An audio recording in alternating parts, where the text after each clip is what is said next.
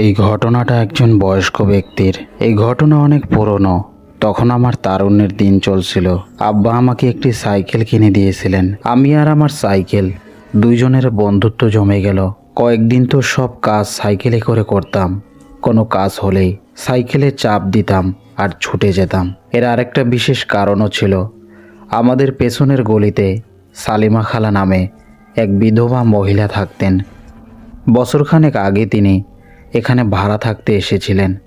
শুনেছিলাম তার স্বামী বাজারে একটি দোকান রেখে গিয়েছিলেন, যা ভাড়ায় উঠেছিল। সেই ভাড়ার টাকাতেই চলতো তাদের সংসার। তার একটিমাত্র মেয়ে ছিল, সে কারণে মোটামুটি সচ্ছলভাবেই দিন কাটছিল তাদের। ওই মেয়েটি ছিল আমারই সমবয়সী। তার নাম ছিল নিগার। নিগারকে আমার খুব ভালো লাগতো। যেদিন থেকে সাইকেল পেয়েছি সেদিন থেকেই নানা অজুহাতে সালিমা খালাদের বাড়ির আশেপাশে চক্কর দিতে শুরু করলাম। আমি দরজায় নক করলে নিগার দরজা খুলে দরজার আড়াল থেকে আধা মুখ বের করে তাকাতো, তারপর ঘুরে দাঁড়িয়ে ডাক দিত। তার মুখে নিজের নাম শুনে আমার মনে হতো মাথা থেকে পা পর্যন্ত খুশিতে ভরে উঠেছি। সত্যি কথা বলতে কি, নিগারের মুখে নিজের নাম শোনার লোভী আমি ওদিকটায় যেতাম। খালা এসে দাঁড়ালে আমি আমার চেনা কথাটা বলতাম, খালা আমি বাজারে জিনিস আনতে যাচ্ছি, কিছু লাগবে? খালা কখনো দই, কখনো পান, আবার কখনো মাংস আনতে বলতেন। আমিও খুব খুশি মনে সেসব নিয়ে আসতাম। আর বিনিময়ে খালা আমার মাথায় হাত বলিয়ে দিতেন এবং বলতেন, তুমি খুবই ভালো মা বাপের সন্তান। আর আমার সেই ভালো মা বাবা একদমই জানতেন না যে তাদের ছেলে এইভাবে সমাজসেবায় ব্যস্ত। তারা এটাও জানতেন না খালার বাড়ি যে আমাদের পেছনের গলিতেই। এভাবেই আমি আমার সাইকেল আর সালিমা খালাদের দোরগোড়া। জীবন বেশ ভালোই চলছিল এবং হয়তো এভাবেই ভালো চলতে থাকতো যদি না এরপর যা ঘটেছিল তা ঘটতো। স্বপ্নের জগতে ভেসে বেড়াতে প্রায় 2 বছর কাটিয়ে দিয়েছিলাম।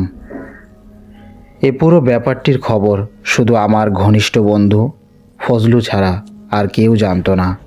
যখনই আমি বাড়ির বাইরে বের হতাম পরিবারকে বলতাম ফজলুর বাসায় যাচ্ছি, কারণ সালিমা খালার গলির মোড়ে ফজলুদের বাড়ি ছিল। সেখানেই আমি প্রথম সালিমা খালার সঙ্গে নিগারকে দেখেছিলাম আর তখনই মনে মনে তাকে ভালোবেসে ফেলেছিলাম। এখন পর্যন্ত সবই ছিল একতরফা অনুভূতি। একদিন এশার নামাজের পর ফজলু নিজেই আমাকে ডাকতে এলো। খুব গোপনীয় ভঙ্গিতে বলল, সালিমা খালা তোমাকে ডাকছেন। ফজলু নিজেও অবাক ছিল। আমি তৎক্ষণাৎ আম্মাকে বলে তার সঙ্গে রওনা হলাম। যদিও আব্বা কখনোই চাইতেন না আমি রাতে বাইরে বের হই, তবুও কৌতূহল হচ্ছিল কি এমন হয়েছে যে খালা আমাকে এভাবে ডাকাচ্ছেন। আমরা দুইজনে খালার দরজায় পৌঁছালাম। খালা দরজায় দাঁড়িয়েই বললেন, আরে বেটা, আসো আসো, আমি তোমারই অপেক্ষায় ছিলাম। তিনি এত আন্তরিকভাবে ডাকলেন যে কিছু না ভেবেই ভেতরে ঢুকে পড়লাম। একা যেতে অস্বস্তি লাগছিল, তাই ফজলুকেও সঙ্গে করে টেনে নিলাম। ফজলুকে দেখে খালা একটু বিরক্তির ভঙ্গি করলেন, তবে জানি না কী ভেবে কিছু বললেন না। আজ প্রথমবার আমি তাদের বাড়িতে ঢুকলাম। বাড়ি ভালো ছিল, কিন্তু সাজগোজ বা গোছানো পরিপাটির অভাব স্পষ্ট। বসার ঘর দেখে মনে হচ্ছিল এখানে প্রতিদিন পরিষ্কার করা হয় না। আজ তো নিগারকেও কোথাও দেখা গেল না।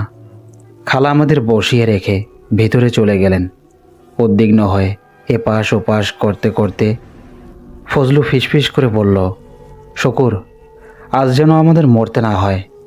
কাউকে যদি আমাদের ভিতরে ঢুকতে কেউ যদি আমাদের দেখে ফেলে, আব্বা আমাকে মেরে ফেলবে আর তারপর তোকেও ছাড়বে না।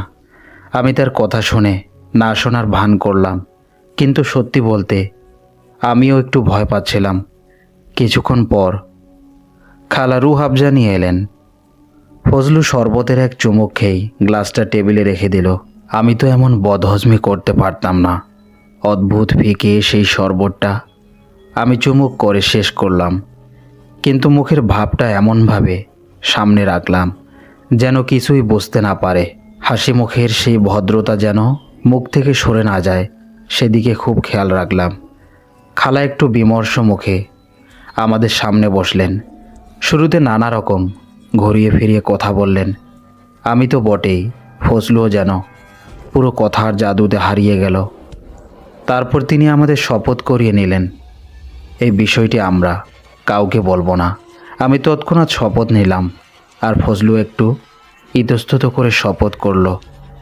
তারপরই খালার আসল কথা বেরিয়ে এলো। তিনি আসলে আমাদের কাছে কি চাইছিলেন তিনি বলা শুরু করলেন, আর আমরা মনোযোগ দিয়ে শুনতে লাগলাম।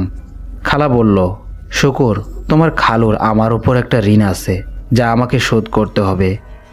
জীবিত অবস্থায় দোকান কেনার জন্য তিনি একজনের কাছ থেকে লক্ষ টাকা ধার করেছিলেন, কিন্তু আমরা কেউ জানতাম না। তিনি আরও বললেন, তোমার খালুর মৃত্যুর পর সেই লোক 3 বার আমাদের বাড়িতে টাকা চাইতে এসেছে, কিন্তু কোনো দলিল দস্তাবেজ ছিল না, তাই আমরা দিতে যাইনি। সেই ঘটনা আজ প্রায় 5 বছর আগের। তারপর লোকটা আর আসেনি, আমরাও আর খোঁজ করিনি। খালা একটু দম নিয়ে বললেন, কিন্তু কিছু মাস ধরে তোমার খালু আমাকে স্বপ্নে এসে বারবার বলছেন, হাফিজুল্লাহর টাকা শোধ করে দাও।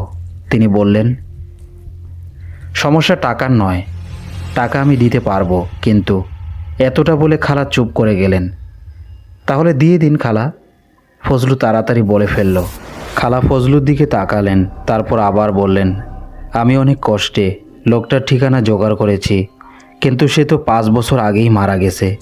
ফজলু আবার তাড়াহুড়ো করে বলল, তাহলে তো খালা আপনার টাকা বেঁচে গেল, সমস্যা কোথায়?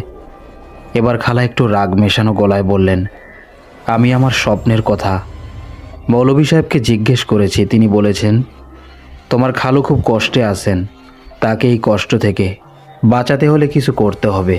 তুমি তো জানো শুকুর, আমি একা একটা মহিলা, বাড়িতে আমাদের সঙ্গে কোনো পুরুষ মানুষ নেই। তোমাদের দুইজনের সাহায্য আমার খুব দরকার। খালা এভাবে বলতেই মনে হলো ডাক তো আমাকে দিয়েছিলেন, কিন্তু এখন সাহায্য চাইছেন দুইজনের কাছ থেকেই। তার কথায় ফজলু অস্বস্তিতে কাতরাতে লাগলো। আমি তাড়াতাড়ি বললাম, আপনি শুধু হুকুম করুন খালা।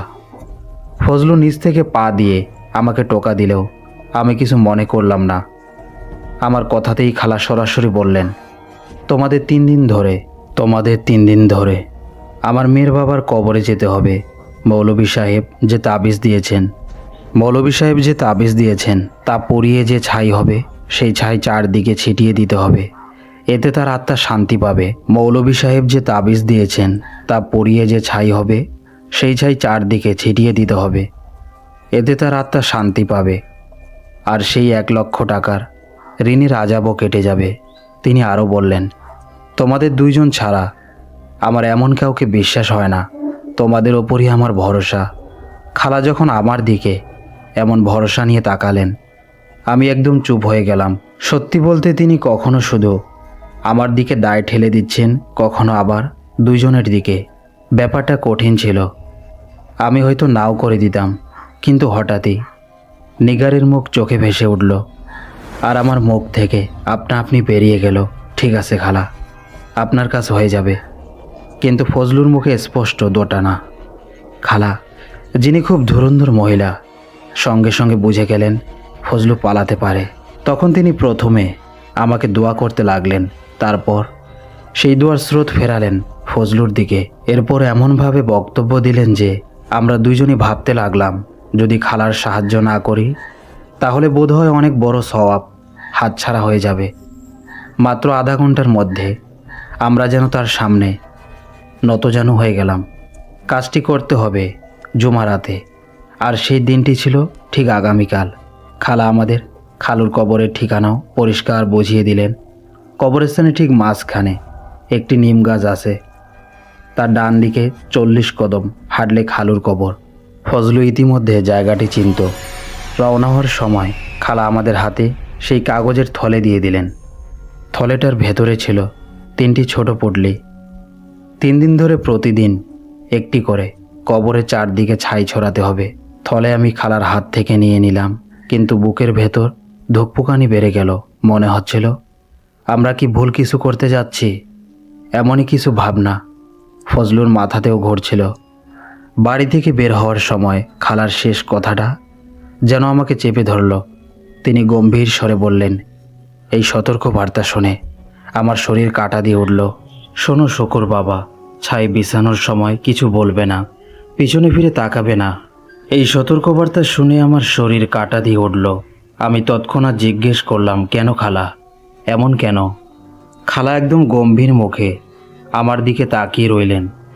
এক মুহূর্ত পর মুখের ভাব পাল্টে বললেন, বাবা, আমি শুধু এইটুকুই বলছি, এটা কবরস্থান, এখন রাত, নিজের কাজ করে চলে যাও।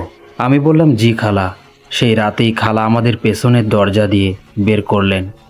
আমাদের নিজেদেরও ভয় ছিল, কেউ দেখে ফেললে ঝামেলায় পড়তে হবে।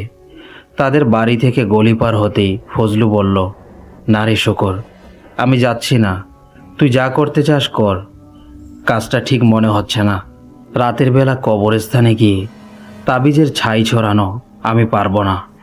আমি সব দুশ্চিন্তা সরিয়ে তাকে বললাম, দেখ, আমরা এক অসহায় মহিলার সাহায্য করছি, নিগারের মা, কিন্তু আজকে নিগারকে দেখা যায়নি। গলির মোড়ে আসতেই আমি ফজলুকে সোজা বললাম, তোকে আমার সঙ্গে যেতে হবে। শেষমেশ সে রাজি হলো, বলল ঈশান নামাজের সময় তোকে ডাকবো, দুইজনে একসাথে বের হব, ঠিক সময় কবরস্থানে পৌঁছাবো। বাড়ির দিকে যেতে যেতে সে এখনও মজা করছিল, খালা অকারণে টেনশন নিচ্ছে। তার জায়গা থাকলে 2 লক্ষ আমাকে দিত, গরিবের একটু তো উপকার হতো। আমি তার কথাটাকে হেসে উড়িয়ে দিলাম এবং বাড়ি চলে এলাম। তখন এলাকায় এত ভিড় ছিল না যেমনটা আজ রয়েছে, আর কবরস্থান ঘেঁষা অংশটা তো বেশ নির্জন এক পাশে ছিল। আমি সেই থলেটা বাড়িতে এনে বিছানার নিচে লুকিয়ে রাখলাম। দিনটা নানান ব্যস্ততায় কাটালাম। সারা রাত নিজেকে সময় দিচ্ছিলাম যে আমি তো একটা ভালো কাজই করছি, কিন্তু মনের ভেতর যুদ্ধ যেন থামছিলই না। মাগরিবের পর ফজলু আমাকে ডাকতে এলো, তখন যেন হঠাৎ আমার মধ্যে আবার সাহস ফিরে এলো। না জানি কি ভেবে আমি পুরো থলেটাই হাতে তুলে নিলাম। ফজলু একটা টর্চও এনেছিল। আমরা দুইজন সাইকেল বের করলাম। গলিতে কুকুরের ঘেউ ঘেউ শব্দ প্রতিধ্বনির মতো ভেসে আসছিল। আমরা চুপচাপ পথ চলতে থাকলাম। নিজের অজান্তেই দুইজনেরই একটা ভয় হচ্ছিল, কোথাও কি ভুল করছি। কিন্তু খালার কথাগুলো যেন আমাদের এক ধরনের নেশায় বেঁধে ফেলেছিল। তিনি এমনভাবে কথা ঘোরাতে পারতেন যে মানুষ তার কথায় হার মানতই। আমি তো নিজের মনকে থামাতে পারছিলাম না, কিন্তু সব আপত্তি থাকা সত্ত্বেও ফজলু আমার পাশে দাঁড়িয়েছিল। আমাদের তখনও এতটা বয়স হয়নি যে ঠিক ভুল বুঝতে পারি। কবরস্থানের বাইরে পৌঁছে আমার মনে হলো, ফজলু না থাকলে আমি কখনোই ভেতরে ঢোকার সাহস পেতাম না। দূরে কোথাও কুকুরের ডাক শোনা যাচ্ছিল, ঠান্ডা হাওয়া বইছিল, কিন্তু তারপরও আমার শরীরে ঘাম জমে গেল। আমি সাইকেলটা দেওয়ালের পাশে এক আধো অন্ধকারের অংশে রেখে দিলাম, যাতে কারো চোখে না পড়ে। যদিও সত্যি কথা বলতে গেলে এই সময় এখানে আসবে কে, আর সাইকেলই বা নেবে কে? শুকুর, এখনও সময় আছে, ফিরে চল। ফজলু চারপাশে তাকিয়ে বলল। আমি আকাশের দিকে তাকালাম। চাঁদ মেঘের আড়ালে লুকাচ্ছিল। আমার মনে হচ্ছিল চাঁদের ভেতরেও নিগারের মুখ ভেসে উঠছে। না ভাই, এখন এত দূর এসে পড়েছি, করি না হয়। আমি তাকে আশ্বস্ত করলাম, আজই প্রথম এবং শেষবার করছি। ফজলুও নিশ্চিতভাবে একই কথা বলল। সে ঠিকই বলছিল, কে আর প্রতিদিন এখানে এসে এসব করবে? এ কারণেই আমি পুরো থলেটাই তুলে এনেছিলাম, 3টা থলে একবারে শেষ করে দেব বলে। আমার যেমন সাহস, তেমনি আমার বন্ধুরও। কবরস্থানের উঁচু দেওয়ালের দিকে টর্চের আলো ফেলতেই দেখা গেল সাদা রঙের ছোট ছোট পোকা বেরাচ্ছে। ফজলুর হাত কাঁপল। জায়গাটা মোটেও ঠিক লাগছে না, সে বলল। তখনকার দিনে এখানে কোনো গেট ছিল না, শুধু একটা ভাঙা দেয়াল। আমরা সেই ভাঙা অংশ দিয়ে ভেতরে ঢুকলাম। ভেতরের দৃশ্যটা আরও অদ্ভুত ছিল। গাছের ছায়া কবরগুলোর উপর এমনভাবে পড়ছিল যেন কেউ বসে আছে। তবুও আমরা দুইজন ছিলাম, তাই একে অপরকে ভরসা করে এগোতে লাগলাম। অবশেষে ঠিক সেই জায়গায় পৌঁছে গেলাম যেটা খালা আমাদের বর্ণনা দিয়েছিলেন।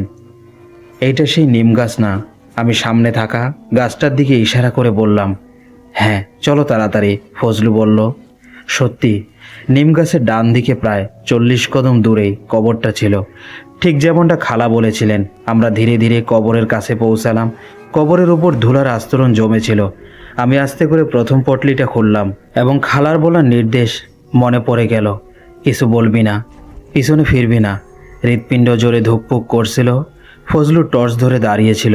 আমি কবরের চারপাশে ছাই ছড়ানো শুরু করলাম। প্রথম পটলি শেষ করতে ঘাম জমে গেল, হয়তো পরিবেশ আর ভয়ের প্রভাবে। দ্বিতীয় পটলি ঢালার সময় দুই একবার মনে হলো যেন আমার কানে কেউ খুব হালকা শীষ দিচ্ছে, কিন্তু আমি পাত্তা দিলাম না। দ্বিতীয় পটলিটাও খালি হয়ে গেল, আর তখন আমার চিন্তা শক্তি যেন পুরো অসাড় হয়ে গেল। আমি তৃতীয় পটলি হাতে তুলতেই ফজলু অস্থির হয়ে বলল, আরও তাড়াতাড়ি করো ভাই। আমি তাড়াহুড়ো করে তৃতীয়টাও খালি করে দিলাম, এবং পটলিটা খালি হওয়ার সাথে সাথেই আমি যে হাতে সেটা ধরেছিলাম, সেই হাতটায় এক অদ্ভুত তীব্র ব্যথার ঢেউ উঠতে শুরু করলো। গাছের পাতাগুলো এমনভাবে সরতে লাগলো যেন কেউ তার ভেতর দিয়ে হাঁটছে। ফজলু আমার হাত চেপে ধরলো। থাক শকর, চলো এখান থেকে বের হই। ফজলুর মুখে ভয় স্পষ্ট দেখা যাচ্ছিল। আসলে টর্চের আলো ফেলতে ফেলতে তার নজর হঠাৎ আমার পেছনের একটি কবরের দিকে গিয়েছিল। তার মনে হলো সেখানে যেন কেউ বসে আছে। আমি কাজ করছিলাম, আর সে বারবার একবার কিছু দেখছিল, আবার একটু মনে হচ্ছিল আরেকটা নড়ছে, কিন্তু দ্বিতীয়বার এত দূরে না, এবার যেন আরও কাছে এসে দাঁড়িয়েছে। ফজলু চাইছিল ব্যাপারটা অগ্রাহ্য করতে, কারণ দূরত্ব তখনও কিছুটা ছিল। সে নিজেকে বোঝাচ্ছিল হয়তো কোনো পশু হবে। এদিকে আমাদের কাজ প্রায় শেষ। সে আমাকে বলছিল তাড়াতাড়ি করো। শেষ পটলিটা খালি করার সঙ্গে সঙ্গে একদিকে আমার হাতে তীব্র ব্যথা উঠল, অন্যদিকে ফজলু ঠিক আমার পেছনে তাকে দেখল। একটা পশুর মতো দেখতে, মানুষ আকৃতির কিছু। ফজলুর তো ভাষাই হারিয়ে গেল, কিন্তু আলহামদুলিল্লাহ তার মাথা ঠিকই কাজ করলো। সে দ্রুত আয়াতুল কুরসি পড়া শুরু করলো। সে দৌড় দিতে বলল। এই বলে সে দৌড় দিল, আমিও তার পেছনে ছুটলাম। টর্চটা ফজলুর হাতে ছিল, তার আলোয় আমরা দৌড়াতে লাগলাম। দৌড়াতে দৌড়াতে স্পষ্ট শুনতে পেলাম কেউ আমাদের পেছনে পেছনে দৌড়াচ্ছে। হঠাৎই টর্চটা নিভে গেল, চারদিকে ঘোর অন্ধকার নেমে এলো।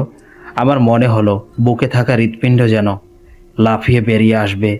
ফজলুর মুখ থেকে হালকা একটা চিৎকার বের হলো, কিছু নড়ছে শকর, ওই কবরটার পেছনে কিছু নড়ছে। আসলে সে ভয়ে এমন অবস্থায় পৌঁছে গিয়েছিল যে সামনে থাকা একটি কবরের উপর বসা একটা বিড়াল দেখে সে চিৎকার করেছিল। ওদিকে আমার হাতের ব্যথায় মাথা ঘুরে আসছিল। আমি কষ্ট করে বললাম, কিছু না, চলো বের হই। আমরা যখন প্রায় বাইরে বেরিয়ে আসছি, তখন পেছন থেকে একটা আর্তনাদ শোনা গেল, এমন শব্দ যেন কেউ ভয়াবহ যন্ত্রণায় কাতরাচ্ছে। আমি ঘুরে তাকাতে যাচ্ছিলাম, কিন্তু হঠাৎ থেমে গেলাম। খালার কথা মনে পড়ে গেল, পিছনে ফিরবি না, কিন্তু দুর্ভাগ্য। ঠিক সেই মুহূর্তে ফজলু ঘুরে তাকিয়ে বলল, ভাগ্যিস। ফজলু ঘুরে তাকাতেই আমি ঝট করে তার চোখ দুটো চেপে ধরেছিলাম এবং চিৎকার করে বলেছিলাম, পেছনে তাকাবি না, এখান থেকে বের হ। সে কিছু দেখেছিল কি না তা আজও বলতে পারি না। আমরা হাঁপাতে হাঁপাতে কবরস্থান থেকে বেরিয়ে এলাম। আমার তো হাত চলার মতো অবস্থায়ও ছিল না, সাইকেল তো দূরের কথা। আমি ফজলুকে বললাম, তুই সাইকেল চালা। সে চুপচাপ সাইকেলে বসলো এবং সাইকেল দৌড়াতে লাগলো। আমি হাতে ব্যথা নিয়ে কষ্টে বসেছিলাম। একদিকে আমরা ভুল কাজ করেছি, তার ওপর ভুল কাজটাও করেছি ভুল উপায়ে। এর খারাপ ফল আমাদের ভুগতেই হবে, সেটা যেন বুঝে গিয়েছিলাম। সব পথ জুড়ে আমি হাতটা চেপে ধরেছিলাম, আর ফজলু যেন উঠছে, এমনভাবে সাইকেল চালাচ্ছিল। চাইলেও আমি তার সঙ্গে কোনো কথা বলতে পারিনি। যখন ফজলুর গলির মোড়ে পৌঁছালাম, সে চুপচাপ নেমে গেল। আমি কিছু বললাম না, ব্যথার কারণে কথা বলার শক্তিও ছিল না। আমি ব্যথায় কাতর হাত নিয়ে সাইকেল ধরে এগিয়ে গেলাম, একবারও পেছন ফিরে তাকাইনি। এজন্যই বুঝতে পারিনি গলির ভেতরে না গিয়ে ফজলু আবার উল্টো দিক কবরস্থানের দিকেই ফিরে যাচ্ছিল। আমি বাড়ি পৌঁছে গেলাম, হাতের কষ্ট যেন আরও বেড়ে যাচ্ছিল। অবশেষে আম্মার কাছ থেকে ব্যথার ওষুধ খেয়ে ঘুমিয়ে পড়লাম। আর তারপরই দেখলাম একটা ভীষণ ভয়ানক স্বপ্ন। তার চোখ মুখ বদলে যাওয়া, অস্বাভাবিক রাগে ভরা চেহারা নিয়ে আমাদের বাড়ির উঠানে দাঁড়িয়ে আছে, আর নিজের গালে চর মারতে মারতে বলছে, তুই কি করেছিস? তারপর তার চোখ আমার দিকে যেতেই তিনি আরও ভয়ঙ্কর হয়ে উঠলেন। মনে হলো যেন এখনই আমার ওপর ঝাঁপিয়ে পড়বেন। ঠিক তখনই আমার ঘুম ভেঙে গেল। দেখি আম্মা, আব্বা এবং ফজলুর বাড়ির লোকজন সবাই আমার মাথার কাছে আমাকে ঝাঁকিয়ে জাগাচ্ছে। এতজনকে একসাথে দেখে আমি হতবাক হয়ে উঠে বসলাম। ফজলুর বাবা বললেন, ফজলুকে তাদেরই এক প্রতিবেশী দেখেছে রাতে একা, আবার কবরস্থানের রাস্তার দিকে যেতে। তার ভাই তাকে কবরস্থানের বাইরে থেকে ধরে নিয়ে এসেছে। যখন তাকে জিজ্ঞেস করা হলো, সে সব প্রশ্নের উত্তরে একবারে নীরব ছিল, কোনো কথাই বলছিল না। সে কেন সেখানে গিয়েছিল, কী উদ্দেশ্যে গিয়েছিল, কিছুই পরিষ্কার বোঝা যাচ্ছিল না। মনে হচ্ছিল তার মানসিক অবস্থাও ঠিক নেই। তার বাবা তাকে বিশ্রাম নিতে বলে মসজিদের মাওলানা সাহেবকে ডাকতে গেলেন, আর তার মা তার জন্য খাবার বের করতে গেলেন। এই সুযোগে সে আবার বাড়ি থেকে পালিয়ে বেরিয়ে গেল এবং আবার কবরস্থানের দিকে যেতে শুরু করলো। পরে তাকে আবারও তার ভাই ধরে নিয়ে আসে এবং এবার তাকে বাড়ির ভেতরে বেঁধে রাখা হয়। মাওলানা সাহেব তখন বাইরে ছিলেন, তিনি সকালে আসবেন। এই অবস্থায় তার পরিবার খুব চিন্তিত হয়।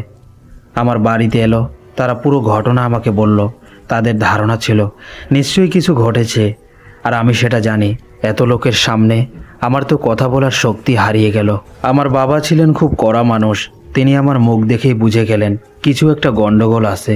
তিনি সবার সামনে আমাকে মারধর শুরু করবেন, কিন্তু হঠাৎ তার নজর আমার হাতের দিকে পড়ল, যা ফুলে নীল হয়ে যাচ্ছিল। তারপর আর কেউ চুপ থাকলো না, সবাই প্রশ্ন করতে লাগলো। শেষে আমাকে সব সত্য কথা বলতে হলো। আমার হাতের ব্যথাটাও তখন অসহনীয় ছিল। পুরো ঘটনা শোনার পর সবাই মাথা ধরে বসে পড়ল। আমরা কি করে ফেলেছি, আমাদের দিয়ে কি করানো হয়েছে। আমার বাবা দ্রুত আমার ভাইকে পাঠালেন তাদের শ্বশুরবাড়ির দিকে। এক আমির ছিলেন, তাকে নিয়ে আসতে। ঘরের মহিলারা আবেগপ্রবণ হয়ে বলছিল, সালেমা খালাকে কোনোভাবে পেলে আমরা তাকে ছেড়ে দেব না। কিন্তু পুরুষরা ঠান্ডা মাথায় সিদ্ধান্ত নিতে বললেন, কারণ এটা এখন আমাদের দুজনের জীবনের প্রশ্ন। অবশেষে আমির আসলেন। তিনি হিসাব নিকাশ করে যা বললেন তা ছিল ভয়ঙ্কর। খরচের কথা এমনভাবে বললেন যে সেই টাকায় 4টা সাইকেল পর্যন্ত কেনা যেত। কিন্তু তখন টাকার কথা কার মাথায় ছিল? ফজলু তার ভাইয়ের হাতে ধরা পড়ে ফিরে এসেছিল। আমাকে দেখেই সে চিৎকার করে উঠল। তবে আমির ছিল খুব অভিজ্ঞ একজন মানুষ, তিনি নানা ধরনের তদবির ও আমল করলেন।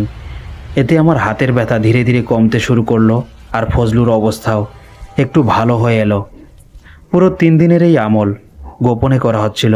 তিনি আগেই বলে দিয়েছিলেন, যদি সেই মহিলা কখনো আমাদের দরজায় আসে তাহলে তার মুখোমুখি হওয়া যাবে না, কারণ সে যে কাজ শুরু করেছে তা একমাত্র আমলই ঠিক করতে পারবে। সে যে কোনোভাবেই তার কাজ পূর্ণ করতে চাইবে, তাই তার সঙ্গে কোনো লড়াই নয়, আমাদের আমলই হবে তার জবাব। প্রথম দিন ভালোভাবেই কেটে গেল। আমার বাবা ফজলুকেও সেখানে আটকে রেখেছিলেন, তার বাবা মাও আমাদের সাথে ছিলেন। সেই রাতে আমি আর ফজলু নিজেদেরই দোষ দিতে লাগলাম, আমরা কেন এই ঝামেলায় জড়ালাম। আর আমাদের পরিবারের লোকজনই বা আমাদের জন্য কতটা চিন্তিত। আমাদের খুব অনুশোচনা হচ্ছিল। কিন্তু দ্বিতীয় দিন সকালে ফজলুর ভাবি এসে জানালো, সালিমা খালা ফজলুকে খুঁজতে এসেছিল। তার কথা ছিল সে নাকি ফজলুকে বিদ্যুতের বিল জমা দেওয়ার জন্য দিয়েছিল, কিন্তু সে সেটা দেয়নি। তাই সে বিল ফেরত নিতে এসেছিল।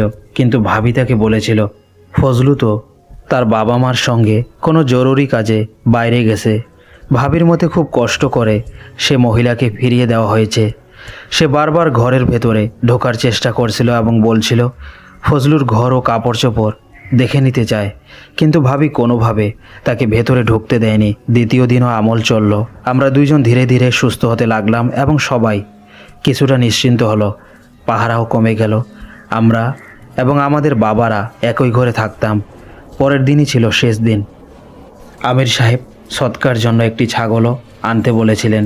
সকালে সেই ছাগল আনতে যাওয়ার কথা ছিল। আমাদের বাবারা এসব নিয়ে আলোচনা করতে করতে ঘুমিয়ে পড়লেন। রাতের শেষ প্রহরে হঠাৎ আমার ঘুম ভেঙে গেল, কারণ কেউ আমাদের বাড়ির দরজায় জোরে জোরে কড়া নাড়ছিল। আমি ফজলুর দিকে তাকালাম, সেও জেগেছিল কিন্তু চুপচাপ শুয়েছিল।